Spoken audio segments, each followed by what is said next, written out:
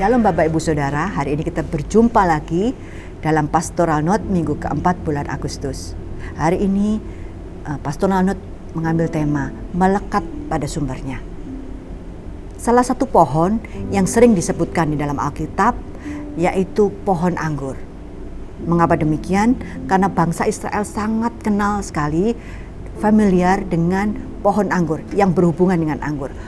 Baik itu kebun anggur, buah anggur, dan hasil dari panen anggur, dan segala sesuatu yang berhubungan dengan anggur. Karena tanah perjanjian yang Tuhan beri kepada bangsa Israel, yaitu Kanaan, salah satu hasil pertaniannya yang utama adalah buah anggur. Seperti dituliskan di dalam Ulangan pasal 8 ayat 7-8. Suatu negeri dengan gandum dan jelainya, dengan pohon anggur, pohon ara dan buah delimanya. Suatu negeri dengan pohon zaitun dan madunya. Jadi di tanah perjanjian, di tanah Kanaan, pohon anggur begitu luar biasa melimpah. Jadi bangsa Israel sudah terbiasa dengan panen anggur, dengan pengelolaan air anggur dan pohon anggur. Dan di dalam perjanjian baru ada beberapa perumpamaan yang Yesus buat juga mengambil dari buah anggur atau pohon anggur atau kebun anggur.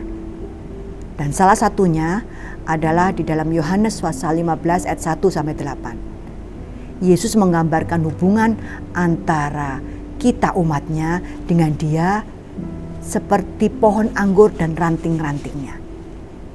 Di dalam ayat 1 dikatakan begini, "Aku ini pokok anggur yang benar dan Bapakku pemeliharanya."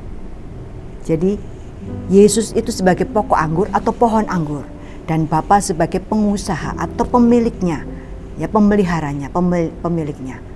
Karena Bapa ini adalah pemilik pohon anggur dan kita ini adalah bagian dari pohon anggur itu, yaitu kita adalah ranting-rantingnya.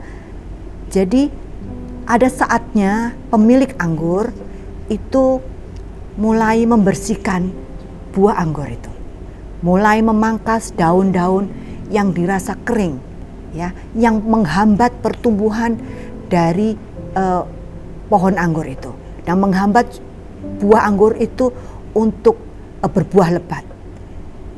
Jadi pemilik anggur ini berhak untuk merapikan, baik itu memotong, baik itu membersihkan pohon anggur itu.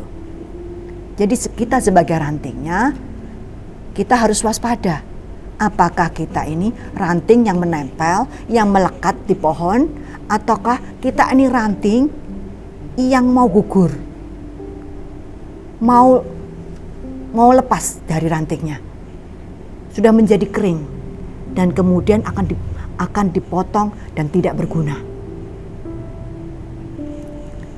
Dan sebagai pemilik pohon anggur, Bapak juga memelihara dan merawat pohon itu.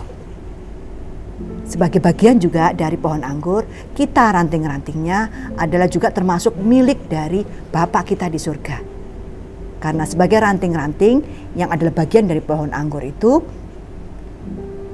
berarti ranting itu juga adalah pemilik dari pohon anggur itu. Bapak memelihara kita, Bapak menjaga kita, Bapak merawat kita, memelihara hidup kita, karena kita ada ranting-rantingnya. Seperti dikatakan di dalam ayat yang ke-7, "Tetapi jika kalian tetap di dalam Aku dan mentaati perintah-perintahku, kalian dapat meminta apa saja yang kalian kehendaki, dan semua itu akan diberikan kepada kalian." Itu janji Bapa kepada kita miliknya, kita yang adalah ranting-rantingnya. Kalau kita melekat, ya, kalau melekat di dalam pohon itu, berarti kita menjadi bagian dari pohon itu. Kalau kita sudah lepas, gugur ranting-rantingnya, jadi bukan berarti menjadi bagian lagi dari pohon itu. Selama kita melekat di dalam Kristus, selama kita dekat dari pohon dengan pohon itu, kita sebagai rantingnya akan memiliki janji Tuhan ini. Apa janji Tuhannya tadi? Apa saja yang kalian minta, apa saja yang kalian kehendaki akan diberikan kepada kita. Itu janji Tuhan buat kita. Dan di dalam ayat 5 dikatakan, akulah pokok anggur dan kalian cabang-cabangnya. Orang yang bersatu dengan aku dan aku dengan dia akan berbuah banyak. Sebab tanpa aku kalian tidak dapat berbuat apa-apa. Jadi selama ranting itu melekat di pohon itu, ranting itu akan berbuah. Ada buah-buah yang muncul dari ranting-ranting itu. Seperti Bapak Ibu Saudara lihat, buah itu menempel di ranting-ranting itu. Jadi selama ranting itu mendapatkan asupan dari buah itu, dia melekat di pohon anggur itu, dia akan bisa berbuah. Ranting-rantingnya itu akan mengeluarkan buah-buah. Demikian juga dengan hidup kita. Hidup kita tidak bisa berbuah kalau kita jauh dari Tuhan. Kalau kehidupan kita lepas dari Tuhan sebagai pokok anggur itu. Karena ranting tidak bisa tumbuh sendiri. Ya. Dia tidak bisa lepas dari pohon itu dan kemudian berbuah, tidak bisa. Dia harus melekat, nempel dengan pohon itu, baru dia bisa berbuah, baru dia bisa menghasilkan sesuatu. Demikian juga dengan hidup kita. Kita selalu ingin hidup kita berdampak buat orang lain. Kita selalu ingin hidup kita berarti buat orang lain.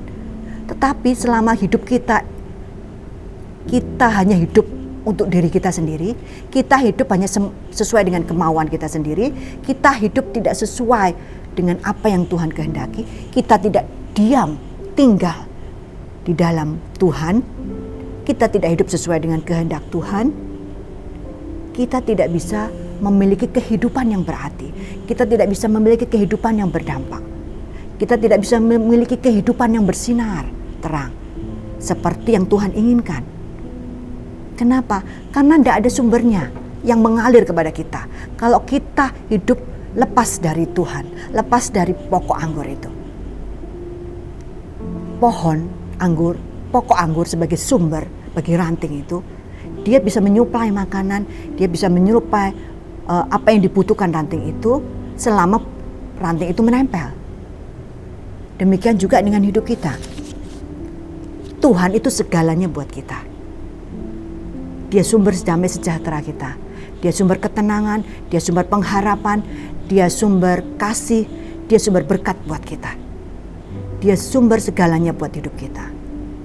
Tetapi kita bisa merasakan kasih Tuhan, kita bisa merasakan damai sejahtera Tuhan, kita bisa merasakan berkat Tuhan, kita bisa merasakan ketenangan Tuhan selama kita tinggal di dalam Tuhan.